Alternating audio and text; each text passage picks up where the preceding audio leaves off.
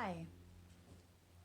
I thought that it might be helpful if I came on here um, to talk about some really simple conflict management tips at home, given the situation we're in, and that this has been really difficult and is probably going to be even more difficult as time goes on. And we all around the world have to make a lot of changes right now. And I know that these changes, I'm seeing it myself, are adding either new stressors to the household or they're aggravating and exacerbating existing stressors.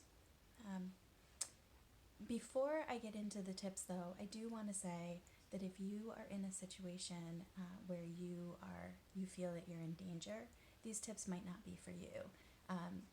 And I will, in a separate post, provide some information about help for domestic violence situations in Massachusetts and New Hampshire, and would ask that others who are seeing this, if you know of resources, that you also post those here. Um, so some tips in dealing with, some basic conflict management issues in your house. Um, the first thing that you can do is take deep breaths. When we start to feel that stress coming on, we all respond to it physiologically in different ways. Some of us may become flushed in the face, some start to breathe heavier, some people, their heart rate may start increasing. All of these things are normal. And once you notice that you're starting to feel this way, then it's important to take some deep breaths. It may, it's different for every person, but it may look like breathing in to the count of 3 or 4, breathing out to the count of 4 or 5, and doing this a number of times until you start to feel those physiological changes decrease. We'll go back to baseline. All of these tips that I'm going to give you now are things that they may or may not work for you. It's not at all that you have to use all of them. In fact, you don't have to use any of them, but I hope that at least, one of them may help you. Another thing that can really help is getting some fresh air. Being cooped up inside is really aggravating. So, you want to do it to the best that you can while still using social distancing.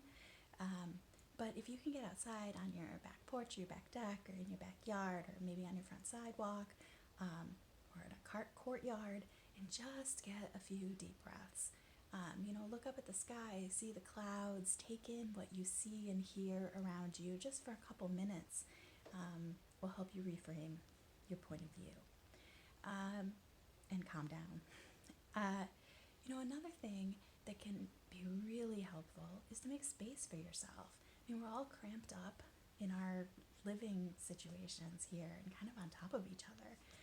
So even if it means locking yourself in the bathroom for a couple minutes, make space for yourself so that you have an opportunity to not be face to face with whatever is the conflict at the moment, and take those deep breaths, or close your eyes and use imagery of some place that helps you feel safe and secure and calm, and then you can go back out and address whatever the issue is.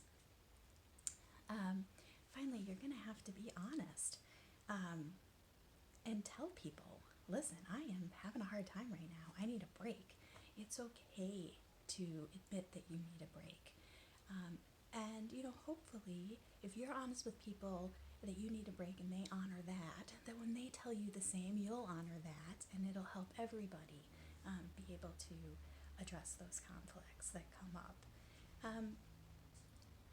So I hope that these are helpful for you, and stay tuned because I will be back with some more helpful tips on how to have those difficult family conversations that may come up during this time.